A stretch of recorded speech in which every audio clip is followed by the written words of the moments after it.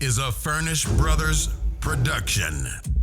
Ladies and gentlemen, welcome to the Talkin' Buds podcast. It is the Talkin' Buds podcast. It's the Talkin' Buds podcast, folks. Talkin' Buds podcast. Season 2, Talkin' Buds podcast. Let's go.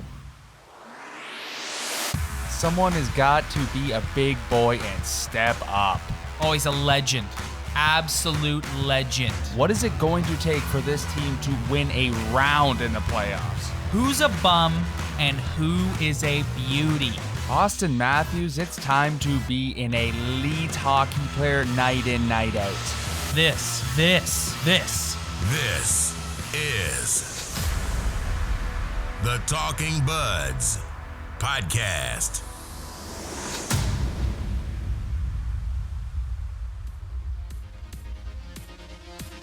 And now, here's your host, Rob and Ryan.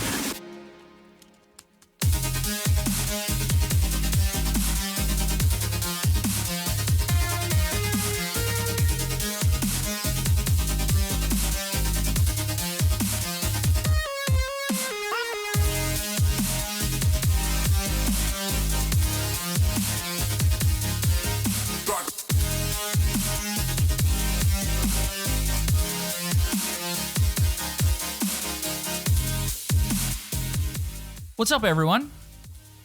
Welcome to episode 53 of the Talkin' Buds podcast. Ryan, how are you doing, buddy? Roberto, what is going on? Here we go, 53. Ryan? The ugly days of regular season of the NHL. Nasty, ugly days. 10:30 games. Oh my god. That is the worst, man. Oh. And I know like anyone who listens on the West Coast is like, good for you. Boo-hoo. Because like they always have to watch games so early in the afternoon. But it's like, I don't feel bad for you. No. I'd way rather have a 4:30 p.m. game than a 10:30 p.m. Yeah, game. the Eastern time zone rules the roost. Get over it. Yeah. At 10:30, like I'm a construction guy, so I'm up at 5 in the morning every morning. So I was on the radio yesterday, and they asked me how you and I handle the 10:30 starts, and I said, well, like normally we try and do the show after a weeknight game, and I said we don't do it after a 10:30 game, obviously, because it's just too late, and my brother gets up at 5 for work, and they were like, oh, poor guy. He gets up at 5. Nice. I didn't catch that. Because those guys are up at like 3:45. Okay. Let's chill. Let me get at those guys for a quick second. Yeah. They're up at 3:30. Yeah. They start their show at 5:36 and they're done at 9 or 10. I'm up at 5 in the morning. I am done by 5 o'clock in the afternoon or evening. That is a slog, So my those friend. two guys, respect them to death, but they need to call me up and we need to chat about you this guys can morning cut start promos thing on each other. Oh, buddy, like come on, come to my work for a day. Let's see how long those bros last. All I gotta say, dude, I would last 1 minute doing your job. Oh, it's terrible. And then like the last couple nights, like I'm not gonna lie, I've been on a huge like Seinfeld binge lately because it's my favorite TV show of all time. And on YouTube I discovered like they have something called Inside Looks, so they go through like every episode of every season and they like talk about how it was like manifested. And I've just been up till like 2 in the morning every night just watching this for the past 3 nights, and I'm getting like 3 hours sleep, and I just I fall into it every night. I can't get out of it. I just can't. It's a nightmare. What's your all-time favorite Seinfeld episode? Oh boy. Honestly, the thing about that show is They're all good. I've seen every episode a million times, but a couple months ago I watched it for the first time in like order from season 1 to 9. And the thing about that show, man, is like there's not one bad episode. No, like there really every isn't. episode is epic. Yeah, it's hilarious. And watching just like them explain it as themselves, like acting as their characters on this like YouTube thing I'm watching. Like I'm obsessed with it. I think it's so interesting. I love it. It's the GOAT of TV comedies, that's for sure. 100%. Just like how far they cross the line. I don't know what my favorite episode is, man. That's hard. I'd have to think about that. I'll get back to you on that one. I've got a few, and we don't need to get into it, but I've got a few. Like Soup Nazi's a classic. The one where they lose the car in the parking lot is a classic. I watched the one the other day where George and the other guy are fighting over the parking spot. That one's a classic. Yeah, I like the one where Elaine and Jerry just like sit and talk about like big friends with benefits, and then he's with George in the cafe the next day, and he's like telling him like what happened. He like squirts the ketchup. That kills me every time. That is so funny. One more question for you. What is your beverage of choice this evening?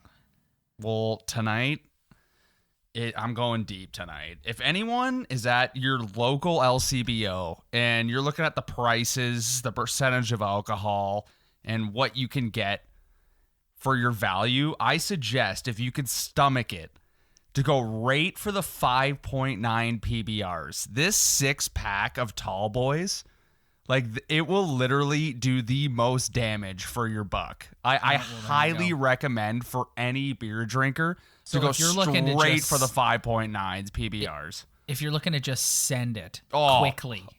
Quick. Like you could go there because I like the little PBRs because it's like $10 for 6-pack. But like you look at these, it's like $13. 6 Tall Boys, 5.9. Like after you're done this 6-pack, like you'll be fine. I just opened up my first one, so we'll see where the night goes. But man, you want to talk about value? My beverage of choice, Ryan. Are you ready for this? The fiance took a trip to the LCBO. Come home. And I see a bunch of mango White Claws in the fridge. Oh, boy. Dude, the lineups for that thing. So I currently, for the first time ever, am drinking a White Claw hard seltzer. Mango flavor. Do they give, like, the nutritional facts on that drink? Yes, they do. 140 calories. Oh. See, but our boys at Cottage Springs, it's 100. 100 calories. The Cottage Springs is better than this. Like, I'm telling you right now. Like, I don't see what the fuss is. Like, everyone went nuts for these because they're all over, like, Barstool in 5th year in the U.S. of people partying, just dummying them. Yeah. But there's literally no difference between this and a Cottage Springs or, like, a Neutral or any of the like the hard seltzers. I'm waiting for the Bud Light seltzer to make its way to Canada. What about the is it Coors Ultra? Or isn't it the Molson version of like the Michelob Ultra? It's like 4%. I haven't had it. Yeah, me either. I'm a little scared, to be honest with you. Everybody's on the hard seltzer train. Oh, yeah. Everyone's on like those low-calorie drinks. So am I, man. I love... Like, tonight I went with the PBR because it's just like, whatever. Had a hard day today. But other than that, like, if you're looking to drop the LBs and you want to kind of stay in the same realm you were before when you're drinking beers... You got to do the hard seltzer. You got to do the whatever sodas. The vodka sodas. Yep. The hard seltzer. Yeah, it's great. People are lining up for it, man. It's the hottest thing. I know. It was all over Blog TO on the weekend. And it's like I said, you already have it. It tastes exactly the same as all the other ones. But because you saw a bunch of uni kids poning them on 5th year and on Barstool, we got to go buy cases and cases of them. Oh, 100%. Dude, I was at I'm up in Newmarket. I went to 2 LCBOs and I asked if they had them. They're like, nah. We don't have them yet. I'm like, it must be a bougie Toronto thing. You Toronto people. There's like nothing bougie about it, though. Yeah, but it's just a fact. People love like new things that were like on Barstool and on those Instagram pages where you see all your favorite Instagram people or pages posting it. So you got to go get it yourself. Yeah. I want to try it. I'm a sucker. I'll try it. I wouldn't wait line for it, but I'd try it. Yep. Well, that's why tonight she just like, yeah, I went into the LCBO by where we work, which is at Yonge and Bloor, and she's like, they had a bunch of mango ones. They had a stack of mango ones, so she picked up 4 of them. Now I'm drinking one. Well, mango is a great flavor. Yeah, like that, you mango is a can't go great wrong flavor. with that. All right, Rye, we've put off talking about it long enough.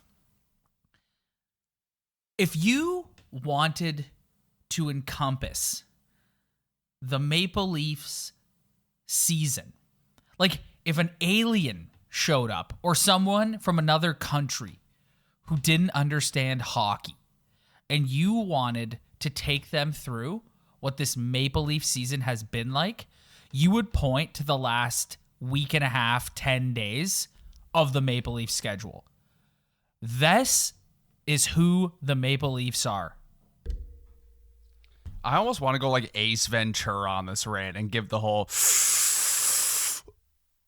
The defense is awful. Everyone's been injured on the defense. And the forwards, there's a lot of skill up front, but the bottom 6 struggle sometimes. And the goaltending's been spotty at best. And the backup goaltender has been awful for 2 straight years. They finally got a guy who's decent.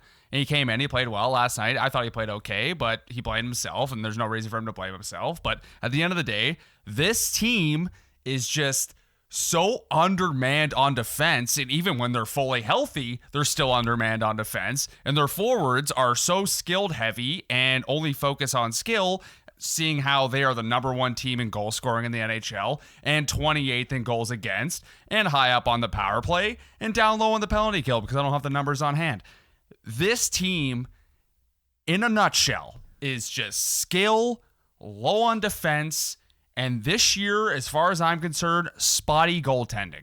And they're a bunch of immature kids who only get fired up when they lose to a 42-year-old Zamboni driver, so then they rattle off a couple of nice wins against divisional opponents plus the Vancouver Canucks, and you're thinking, oh, great, they've got a West Coast road trip coming up against 3 pretty bad teams, and then they spend the first game of said road trip getting absolutely outworked all over the ice by one of the worst teams in the National Hockey League, the San Jose Sharks. Yep. And guess what? You look at the standings, and they are ahead of the Florida Panthers by a decent amount because the Atlantic Division is so brutal that they can go on a spot. Yeah, they won 3 games in a row, but they can go on a spotty run, inconsistent run, as this year has been, in a nutshell, inconsistent, immature, inconsistent, and the team you're competing against goes ahead and loses 5-6 games in a row in their own building, and they can't win a hockey game, so somehow you find yourself in a position to make the playoffs and face Tampa Bay in the first round, which, believe it or not, is a better matchup for them because they are similar style hockey teams than playing the Bruins for the 3rd time in a row and getting absolutely dummied, whether it goes 4 games or 7 games. Which, if you somehow sneak by Tampa in the first round, is going to happen in the second round. Exactly. Dummies. Yes. You could play Pittsburgh, you could play Washington, you could play Boston. Either way, you're going to get dummied against any of those teams, but at least for the first time since 2004, they can win a round in the first round, or win a round, period. Which even then, I'm not even confident that that can happen. And at this point in this season, we are almost done, and I am so sick of this regular season because we come on this podcast every week, and we're reaching for the same topics, same things. Things never change. They are inconsistent, and I'm just ready for a breath of fresh air. So what? Let's get in the playoffs. Let's see what happens. Let's reset. Is there ever going to be a year where getting into the playoffs is going to feel like more of a reset, like clean slate than this year? No. I'm with you, man. This regular season has been torture. Like I said it to you last week, like you and I get on the Toronto sports media a lot and we criticize dude, this week is a perfect example. Like if you listened to any sports radio show all day Monday and Tuesday during the day, well, they figured it out. They've rattled off a couple of nice wins. And you know what? What if they're going to go into LA? They're going to pick up 4 of 6, and then they're going to leave Florida in the dust. And it's time to start getting ready for the playoffs. And then it's like, oh, no, wait a minute. They're going to take the whole second period off against one of the worst teams in the National Hockey League. 16-3 scoring chances for the San Jose Sharks, the woeful San Jose Sharks, because once again, they're just like, Nah. And it was just like the San Jose game was such a perfect like example. Matthews gets his beauty goal. Marner gets one of the nicest goals you'll ever see. So they get their cookies. But overall, the team just... Rob, and then Jack Campbell is just on this like routine of I'm going to be the nicest guy who's ever played hockey and puts it on himself after the game. And it's like, dude, anyone who knows anything about hockey, like is not believing you right now. Bro? Yeah, I know. You're not serious. Like this is, are you actually blaming yourself right now? Like, come on, bro. I know. You haven't lost a game in regulation until that game. And you played unreal since you came in here. Like, don't give me that. Last night, it was tough. Like, I stayed up late. I was a little groggy. I was watching it. And what I saw is a team that is just so depleted on the back end and already weak defensively on the front end that eventually was going to compound. Is also getting no secondary scoring. Like, none. I know. None. And you hit it, honestly, you hit it perfectly on the head. Like, the way I was thinking about it, it's like last night, perfect Leaf game. Defense looks depleted. Forwards aren't really working that hard in their own end, but Matthews and Marner get their cookies. They look unreal. And that's their job. That's their job. That's Matthews and Marner's job, to get goals like that and to pad their stats. But last night, like, honestly, watching that third period, I for once, I kind of let go of my anger towards their play this season, and I kind of lean towards, like, they are so depleted on the back end, man. Like, they like, Morgan Rielly's been gone for a long time. Oh yeah, he's been gone for a really long time. They're skating now. Rielly's back skating and Ceci's back skating. Whoever thought that Cody Ceci coming back, people would be like, oh, all right. But they're on their way back, and Mikheyev was taking line rushes today. Yeah. Love the man. Yeah. But he's taking line on the second line with Tavares. Would things be extremely different over this entire stretch that Morgan Rielly's missed? Like, maybe. Like, my leaning towards it's probably sort of the same, maybe better.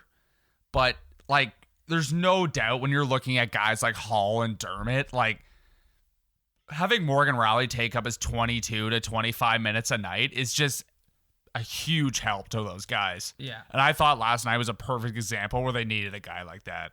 And let's also talk about Rasmus Sandin too. Like, he's when they get back to full strength on the back end, he's going back to the Marlies, dude. Like, CJ was on the radio yesterday and said as much. Like, he doesn't see them in their top six, and neither do I. Like, you've talked about it for the last couple of weeks. Him getting pushed around. I'm kind of proud of myself because I didn't buy into the hype, so I'm gonna pat myself on the back a little bit But at the same time, right? It's like he's a kid. I know, Rob. Literally, you just took the words out of my mouth. I feel so bad for this kid that I have to sit and judge him on his play when I know 100% that he's a second-round pick. He's not a top prospect. He's not Mitch Marner. He's not Austin Matthews. He's not Nylander. He's a guy that they took a flyer on, and they thought that he had good potential. And what I've seen so far from him is the guy can handle the puck. He has good vision, and I think offensively, he's really talented. I think he's got a lot of upside. I think he's a 40, 50-point guy in the future when he's fully developed. But when you're watching him, like, the reason why he wasn't a top pick is because physically, he's got a, like, I don't know what the magic is. Like, I never played in the NHL. I don't have a lot of friends who've played in the NHL. I don't know a lot of people personally who've played in the NHL. It's confidence, dude. It's all confidence. But first of all, it's maturing as a man. Like, he's a kid. He's a kid, like, I know. I went to the Marlies game last year. Do you remember last year when I went to the Marlies game and I texted you and I said, Sandin's really good, but he's really small. It's like you're seeing that exactly this year. That, honestly, if I was to say exactly what I thought about him, that's exactly what I would say. And that's not his fault. It's going to take years of maturity. Like, look at Matthews, dude. Like, he's just now figuring out that he's a huge man and can push people around. Like, you saw the goal in the Florida game last week where he dumped it in, went and pushed some guys off it, retrieved the puck, boom, it's in the net. Yeah, like it he's drives me just crazy. now figuring it out, right? And honestly, I think that was a fluke. I wouldn't see him I wouldn't count on him to do that again. I love the guy. Geno's for days. Yeah. Like, the guy is just a legendary goal scorer when it comes to the talent of just putting the puck in the net. Yeah. But I just, back to the original point, like Sandin, I've said it, like, I don't want to get too stoked on the guy because I feel like Morgan Rielly kind of went through the same thing, but I feel like Rielly has a better skating ability than Sandin does. Like, Rielly was a high pick, man. Like, he could skate. He had a lot of offensive upside in junior, and you could tell that his speed would just translate into good defensive play. But it took him a while to kind of develop into that guy he became last year where he got 70 points.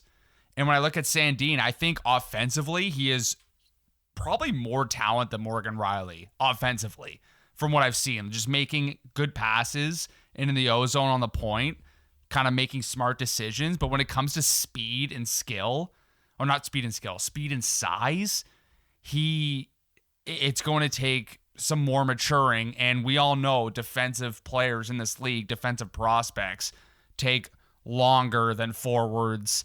And that's just the way it is. Like, you can't just perfectly time when a guy's going to be ready. The fact of the matter is this team has been injured all year on the back end, and their back end was already weak when healthy. So you add injuries with weak back end, you got a kid who's got a lot of upside getting kind of exposed because he's not ready for the big leagues yet. And I feel really bad for him. And I'm not chirping him, but like, you're seeing it. Like, he's got to develop a little bit more. And playing these valuable minutes in the show this year will make all the difference in the world for him, I believe. All right, so you're Sheldon Keefe / Dave Haxtell. You're going into game 1 in Tampa Bay. Everyone's healthy. Who are your top 6? Starting with pairings. Ooh. I don't know. Tough. I can't do the pairings. Like, I'm going to start with saying I think the pairings are always going to kind of vary. They have varied this year. Some guys are going to play better than others, and I feel like Keefe's the type of guy who's going to experiment with different pairings. But you got Rielly, you got Dermott, you got Ceci, you got I'm trying to think. Now I got you got the pairing stuck in my head now. Yeah, so like you got Barry, you just got so, yeah, like who are you gonna put like Morgan Rielly with? Because if I'm looking at this in my head, I got like I guess it's Ceci. No, it could be Hole or it's Hole and Barry. Because I think you should try Muzzin back with Barry. They haven't done that since. Here's the top 6. You got Barry, Ceci, Rielly, Dermott, Muzzin, and Hall. That's your top 6. Ryan, can I throw a little hot take at you right now? Can I throw a little Timothy recency? Liljegren in there? You gonna be one of those heroes? A little recency bias at you right now? I would replace Cody Ceci with Marty Marincin in a heartbeat. Rob, I would replace Cody Ceci with Martin Orr / Bobby Marincin in a heartbeat. I'm just going to forget you said that altogether. Dude, Marty Marincin. Okay, fine. Come on, just man. at least Marty agree with Marincin, me. Dude, come on. Ryan, at least agree with me that they're 1 and 1A in terms of like they're the same. They're both terrible. I would take Cody Ceci over the fact that he just has more physical prowess than Marty Marincin. All right, that's fair. Maybe it's recency bias because, like I said, I would Rob. I would take Sandin or Liljegren over Marty Marincin. I am so tired watching this guy play hockey. I'm sure he's the nicest man on planet Earth. Part of me is just joking around because he got the nice goal against Vancouver the other night. And because I just think Cody Ceci is one of the worst hockey players I've ever seen. But so is Marty Marincin. So it's pick your poison, really. Yeah, like you look at the game last night, you look at their D pairings. It's like, man, that's tough. What about You're in Callie a playoff Rosen? spot, but if you're trying to compete every single night with that top 6, like, Would Callie on your Rosen be back your end, 7th like, guy in whoa. the press box? I don't even consider Callie Rosen a Maple Leaf. I'm gonna be honest. He's not a Maple Leaf. He's just there. I don't think he's been I didn't too even bad mention since his they put name him in the because lineup. oh, come on. Like, it's come. Well, no, I know Callie that. Rewind this podcast a year ago. Like, we were ripping this guy, and Yeah, then we they were, somehow get rid of him and then go back and get him. It's like, what are we doing here? The only reason why we is were that? ripping him, the only reason why we were ripping him is because He when sucks. they put him in the lineup. But when they put him in the lineup, the Toronto media was like, Callie Rosen, upgrade. Oh, I remember Callie. He was the savior last year. Remember when Rosen was the GOAT for the Yeah, media? he was the for savior last year. Dude, Yeah, honestly, they were- like, after you bring that up, like, how much of this team's problems is just media driven? Oh, dude, the Toronto sports media. And like I said, you and I have said in the last 2 episodes how tired we are of this regular season. Like, it has been an absolute slog. So I'll cut the media a break. Like, could you imagine? I said this to you last week. Could you imagine having to talk about this team every day? Oh my God, it would be exhausting. So I get it, right? But talking about them every day from listening to 590 and 1050 is the exact same of talking about them every week. Yeah, it Like, is. that's how consistently inconsistent they are. I'm really sad that I called last week's episode consistently inconsistent. I was about to 'cause say I that. I'm could about to say, totally- yeah, that's I just I could totally reuse totally that title. stole the title of your episode last week. Yeah. Like, could totally reuse that. Maybe I'll call it part 100%. 2. Maybe I'll call it part 2 this week because it's so Call so it all the valid still. goals, no defense. Yeah. Through the Call it- legs, no Yeah. defending. Yeah. Call it let's take a period off. Call and it get dummied. Justin Bieber's new album. Yes. Call it Mustache Yummy. Boy. Call it. Yeah, they all have mustaches now for Matthews. No, make your point about the media though. Like, cause I agree with you, man. It's absurd. Like, dude, this week in particular, man, like I touched on it earlier. If you listen to any show on Monday, it was like, well, they're back. They're in it. They're in the playoffs. Like, Florida's out. Like, they're gonna roll through. Oh, yeah, the guaranteed West playoff Coast this week. spot. Yeah. They're gonna roll through the West Coast this week. They're gonna dummy all 3 of these teams. And it's like, what? And like David seen Ayers is enough. just forgotten because and it's like, listen, they deserve credit.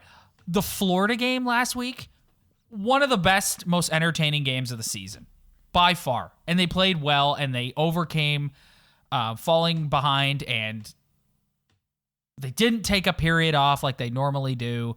And they deserve credit. And then the same thing on Saturday against Vancouver. They played really well. But it's like the Ace Ventura rant I went on played well earlier. against Tampa too. Like, I thought Yeah. the Tampa game, like the third period, the last 10 minutes, a bit of a yard sale. But But it's just other than so that, I thought they were pretty decent too.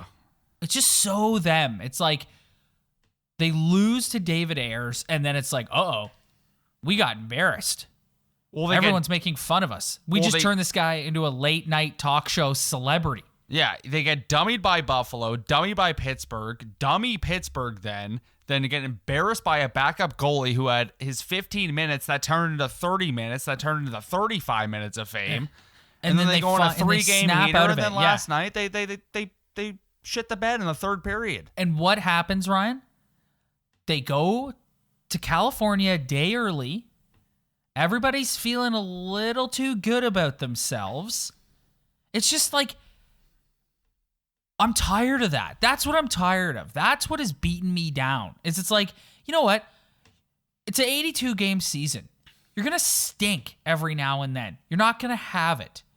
And first game on a West Coast road trip, time difference, you can there's ways to like let it go and be like, and make excuses. But it's like another period where the team just gets dominated by a lesser opponent, which has happened all season. And it's just like, is this ever going to stop?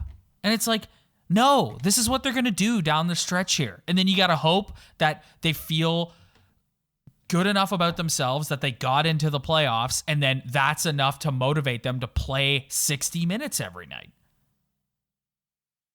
Tired of this, man. Like, I'm so tired of it. Like, what is your problem? Why do you lack motivation for stretches of games? Why? And why? Because this team is poised for a playoff spot. And the difference is they're poised for a playoff spot, but they're not poised for a cup run. Simple as that. They have the skill and the ability to score goals. When you're the number one team in scoring in the NHL, like, that's legit. You can score goals. But you're built for a playoff berth. You're not built for a playoff run. And that has been the problem with this hockey team. And now, when all the core guys have matured and we're expecting more from them, you're seeing it now. We're expecting playoff runs, not playoff berths. And this year has just been all about fighting for a berth. And you might win that first round because that Tampa matchup, they're a good team, man. Stamkos is injured, though. Yeah. So, like, you got a chance. They're still pretty good. They're still pretty stacked. But stylistically, you can win that series. I have more belief in you winning that series against them than the Bruins. But for a run, 4 rounds, 16 wins? No, I don't think so, man. No. Absolutely not. 0. I'm going to have to agree with you on that, buddy. So, like, let's ride the wave. But all I know, which basically means we have nothing else to talk about, but we can't do that because we have a podcast, is they're not going anywhere in the playoffs. They might win a round. They might get lucky and win 2. But 16 wins in the playoffs? Playoffs? You want to talk about playoffs? Playoffs? They're not winning. Can't even win a game. They're not winning a thing. Yeah. The Leafs are who we thought we were. You look at and you just look at the Boston Bruins, man. Like, that team. Legit. I used to hate the Bruins. I don't hate them anymore. I know. Yeah, it's like I don't hate them anymore. Like, they just no, it's hard not to. They're respect just a them. machine. Yeah, Just win and forecheck and defend and make stops in the net and win and forecheck and defend and make stops in the net.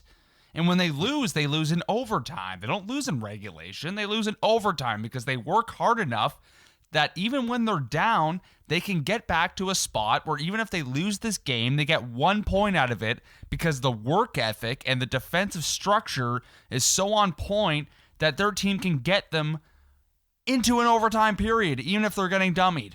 And the work ethic, which comes back to the maturity and understanding of the moment. Dude, their record is 42, 13, and 12. They have 96 points, okay? The Leafs have 78. Rob, Like, how they're many gone. wins do the Tampa Bay Lightning have? 41. How many wins does the Bruins have? 42. What is the point differential?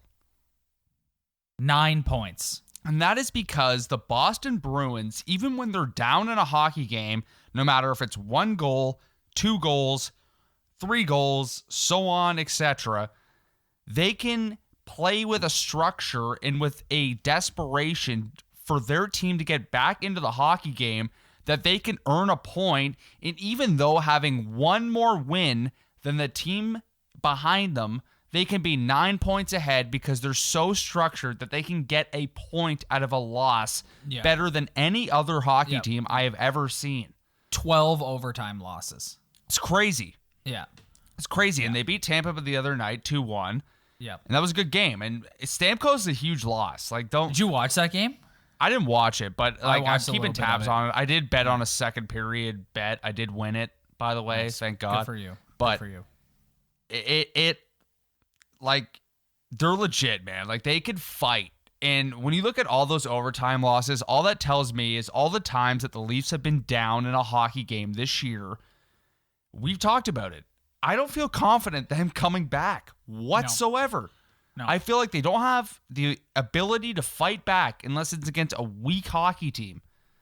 And you look at the Bruins and, like, I'm not going to lie, I haven't watched 63, 67 Bruins, whatever the number is. I haven't watched that many games of them. But I know just by checking their schedule and checking box scores and reading articles about the game that they have the ability to fight back and get that point. And that's why they're the number one team in the National Hockey League. And they're legit. And I am so happy that even though this season is a bust in my mind for the expectations I had, they're going to squeak into a playoff spot, as in the Leafs, and they're going to have the ability to have a better chance of winning a 7-game series against a team that's similar to them than playing that team again. Because I can promise you right now, another 7-game series against the Boston Bruins is another first-round exit. Yeah, you're being generous saying 7 games. Because it ain't going 7 games, bud. No. No. No, it's not. No. All right. Let's move into bums and beauties. It's time to find out who's a bum and who's a beauty. Take it away, buds.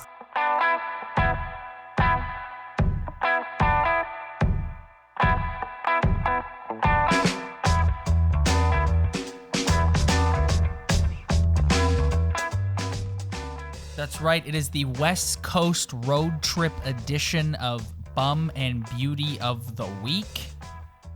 Ryan, I am going to go first, and I'll go Beauty of the Week. One of us has to do it, so I'll be the one to do it, because I've carved him just as much as you have, but I don't think he's ever won it. In 2 years of doing Talkin' Buds, I don't think he's ever been anointed Beauty of the Week. But thanks to his game winner on Saturday night, Hockey Night in Canada against the Vancouver Canucks, biggest stage possible, Marty Marincin. What? Does it all by himself. Dude, you were explaining that, and not for a second I thought you were going to say Double M, Eminem's name. Outside of... The GOAT of awkward. The king of cringe. Marty Marincin. Outside of this moment, he's still horrendous. But like you said earlier, I feel bad for the guy. And he's probably a really nice guy. And he scored a nice goal. And his teammates were all so happy for him. Even he was like, had the look on his face, was like, did I just do that? So, Marty boy, for the first time in 2 years, I'll anoint you Beauty of the Week. Congratulations. You're still terrible, but congratulations, Marty. Hat tip to you. Beauty of the Week. Double ones. Sticks. Zachary Hyman. Oh, yeah. He's guy, dude. Yeah. Like, I am sorry. If you know me, I know we've only been doing this podcast since last season, but you remember the year where Matthews and Hyman played together? Yeah, like, all the Hyman time. Took so much heat. And I was the one putting all the heat on Hyman, and you watch the way this guy plays hockey. Guy got 21 Genos. Like, he is, if I was a rep hockey coach or a junior coach and I had like open tryouts, as soon as I took a look at this guy, he'd be on my team in a second and wearing the C or the A. And we haven't done it in a long time, but we've gotten on Babcock a lot. I'm starting to really understand and respect Mike Babcock's perspective on this hockey player. Because, dude, this guy is the definition of heart. He's got little talent, but he's got all the work ethic in the world and the know-how in front of the net to be one of the most effective grinders in this league. And in my opinion, probably the best forechecker in the NHL, which is shocking because if you were to rate every other player on this team's forechecking ability, it'd be 0. But dude, this guy, like, I can't even tell you how much I enjoy watching Zach Hyman play hockey when he's on his game. Like, he is a coach's wet dream. He is unbelievable.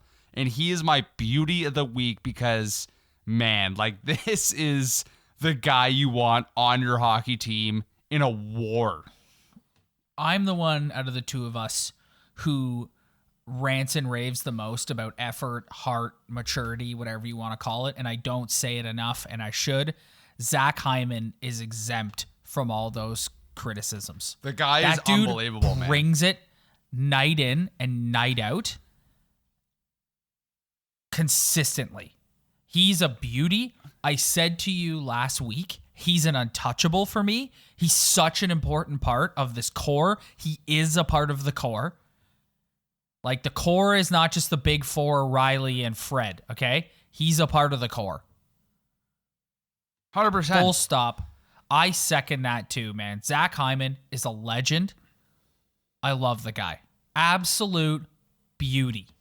The guy, like, and the thing that kills me too is usually when I get stuck on a player and I form an opinion on them, like, I usually don't vary from that opinion. Like, anybody who knows me personally, because we haven't been doing this podcast long enough, knows that, like, I couldn't stand Phil Kessel. I don't care if Kessel got 90 a year, 100 a year. I just couldn't stand the guy. And I haven't chirped him for a while, but Nylander always gets on my nerves. But, like, Hyman, through all the years of watching him and knowing that his contract is up soon, and he's got 21 Genos this year, so that skyrockets his value a bit. Man, this guy is legit. Like, who wouldn't be a hardcore Canadian hockey guy? And for all those world listeners that we have, this, if you want to watch Canadian hockey in a nutshell, Zach Hyman is the definition of what Canadians love in a hockey player.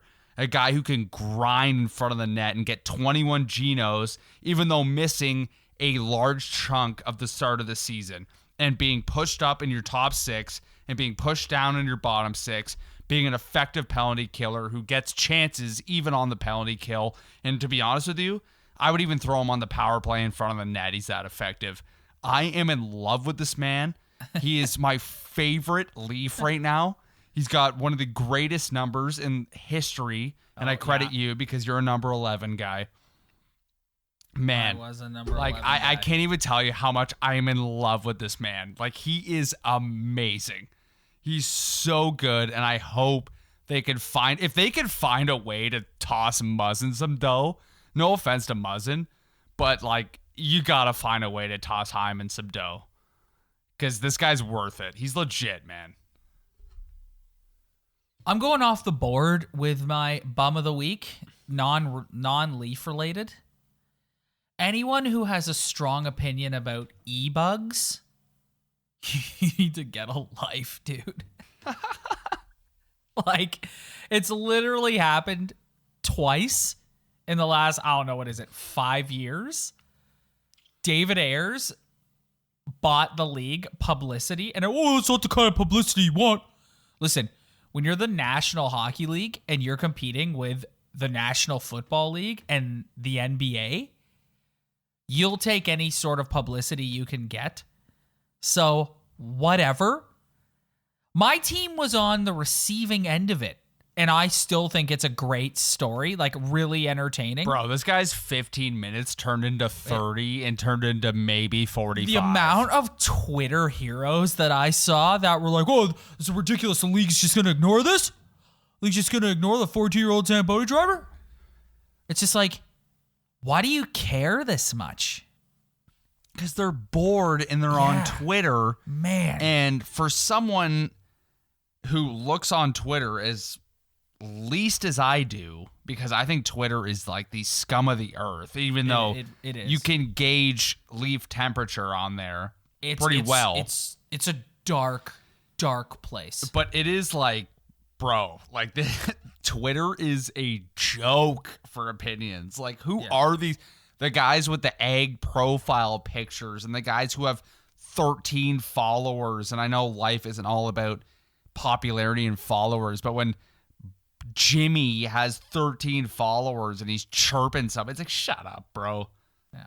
You sound like an idiot. You're embarrassing yourself. Anyone who's like rattled about the NHL's decision to not address the e-bug issue, I suggest you go find a hobby, read a book, do a puzzle, play some video games, maybe play some online roulette. Yeah, go to the like gym. I've been doing lately. Yeah, go to the gym. 100 on odd right now. Do that. That's the best game in the casino. Oh, dude, don't even get me started. I know all those hardcore gamblers will just chirp me because honestly, I don't have the attention span to play poker or blackjack. So just here's my move. I walk into the casino. I decide my number. I go right to the table. And for some reason, odd is so nice to me that I'll put whatever I have, maybe 75% or all in of what I have, and I'll go right on odd. And if I win, I keep going. If I lose, I just walk out. That's my move. That is my move. Bum of the week, Ryan. Bum of the week is Jack Campbell for his comments yesterday. I thought about taking that Dude, one too. Shut up, bro. I'm gonna be honest. I've been the biggest Jack Campbell fan since he's came in. Like, you walk in here with the backup goalie controversy that's been circling around this joke of a media circuit that just overblows everything and affects all of us in some type of way. You come in here and play as well as he did for those couple of games that he played, as calm as he played, as cool of a personality as he has, and you come out and blame yourself for an absolute implosion in the third period. You want to just kind of sit him down and go, dude. You want to sit him down and go, Jack, don't be a hero. Yeah, don't be a hero, bro. Jack, we like you already. Don't be a hero. Like, everyone likes you. Everybody knows this team is garbage defensively and they're depleted on the back end because of the injuries. And you don't need to come out and take a blow to your own ego and say it's your fault just to be a beauty. You don't need to do that. This fan base, for anybody who's educated, knows that this back end is not good enough, even when healthy. So don't come out and just somehow take a nick off your reputation by blaming yourself. I watched that game last night. You don't need to blame yourself. Do you let in the odd bad goal? Sometimes, yeah, that's being a goalie. If I was a goalie, I would let in the odd bad goal. Also, it happens to everybody. Don't take, like, you don't have to throw them under the bus because, like, you're their teammate, but don't take the onus off these guys. Like, come on. Like, I've watched, Freddie's been here long enough, and I know what Freddie's capable of. And I cut Freddie a lot of breaks because if you look at the shots against in the league since he's been a Maple Leaf, he's right at the top, if not at the top. But if you're a backup goalie and you come in here and play as well as you have compared to the guys who were here before you, Garrett Sparks, Hutchison, and you play way better than they do and instill confidence in the fan base that you can actually make a stop, and you have one mediocre game, like, don't come out and be a hero. Like, that's not your job, man. Don't do that. And I'm calling him a bum of the week, not because of his play, but because it's a bit of a hero move. And sometimes I hate hero moves. So, bum of the week, that comment. I thought about taking that one too, but I didn't because the e-bug one was bothering me even more. But, yeah, I don't disagree with you whatsoever, bud. No, it's like I wake up. I didn't see his comments right away, so I woke up this morning, short sleep, staying up that late watching this game. Yeah. By the way, you want to talk about hero moves? Staying up late to watch the game. Dude, I got news for you, man. And anyone within the sound of my voice, the NHL puts a great, 10-minute highlight pack on YouTube, shows you everything you need to see. Yeah, but I stayed up for the honestly, first you're right. period and a You're right. half. I was being a hero. Like, Yeah. I I don't know, for some reason, like sometimes you're feeling it. Like I'm a late guy. Like at heart, I'm tired and I wake up early, but at the end of the day, like I'm a 4-hour sleep guy. So I was like, all right, I'm going to stay up, watch this game, see what happens.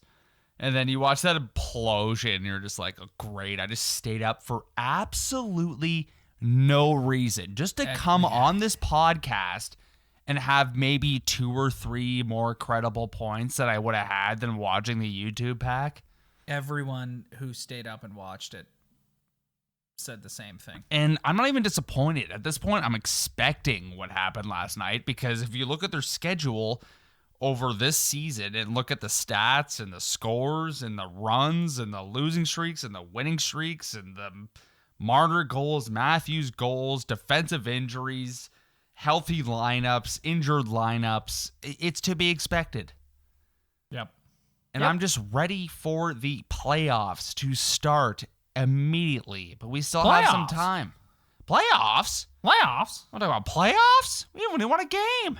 Before that, Ryan, they've got to play the LA Kings and the Anaheim Ducks in a back-to-back. And those are 2 pretty mediocre to bad hockey teams. Yeah.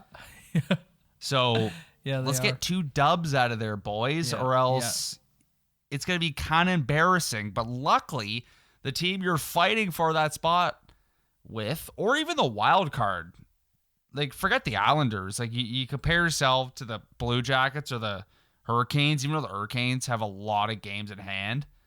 Well, the Leafs have 78 points. So do the Islanders and Blue Jackets. And then everyone else is a few behind. Like the Hurricanes. But the Hurricanes have like 4 games in hand, 3 games in hand on some people. Yes. So like they're at the right pace, but you're lucky that this Florida Panthers team is way more pathetic as a franchise than you. Not even this year, just every year in general. Overall, they're embarrassing. They're the 2 longest droughts without winning a playoff series.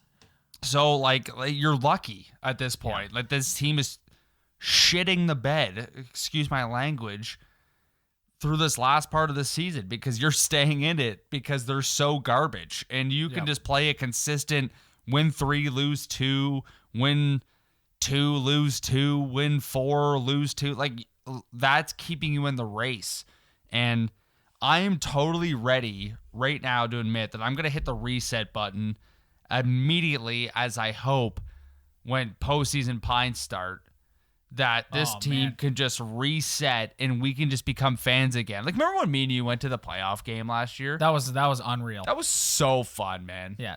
And dude, I'm we not gonna made lie. so much hay last year with listeners too, with the postseason Pints. Like all the feedback we got at the end of the year was people saying like loved the postseason Pints. Yeah, and like I'm not gonna lie, every time I go to the Scotiabank Arena, I get a little more sauced than I thought I would, because the 28 ouncers are just too enticing. Yep. But like that was so exciting, man. Like when we went and they won that game too. It was game 3. That was the famous Marner blocked shot. Yeah. And like that game was amazing, man. Like that was so fun. So like, you know what? This season has been a letdown for me overall because of expectations. So if you get to hit that reset button when like almost like when you're losing in Mario Party as a kid on N64 and you're so angry, you just hit that button that resets the N64. That's what I want to do to the Maple Leaf season as soon as they make the playoffs, or if they make the playoffs. And get everyone back. Get everyone back. Yeah, like just hit the reset button. I'm ready to go on a roller coaster, whatever.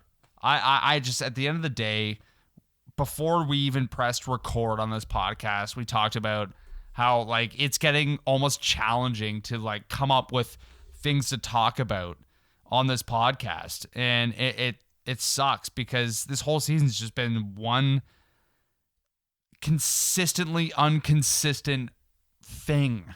Yep. And it's just so hard to just like it's annoying sometimes.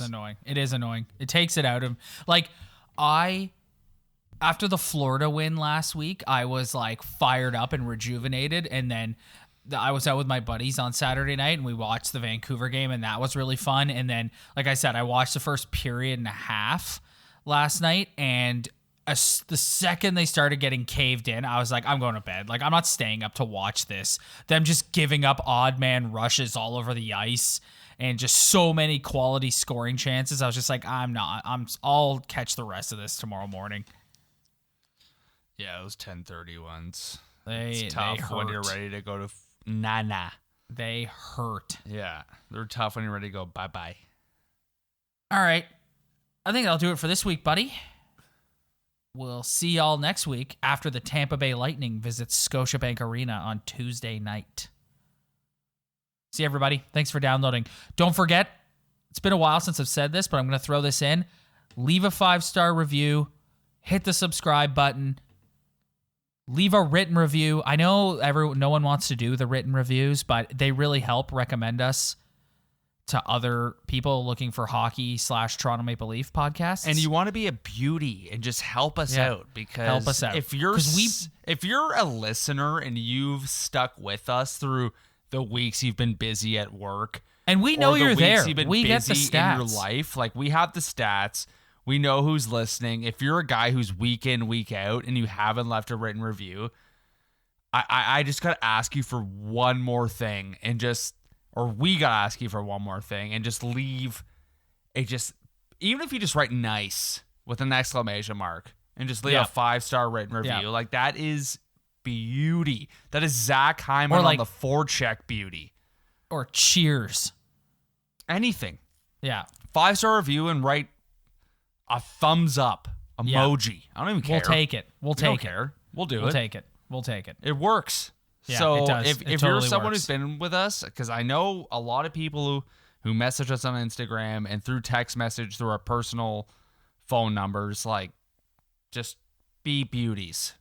Thank you. We appreciate it very much. We'll see you guys next week.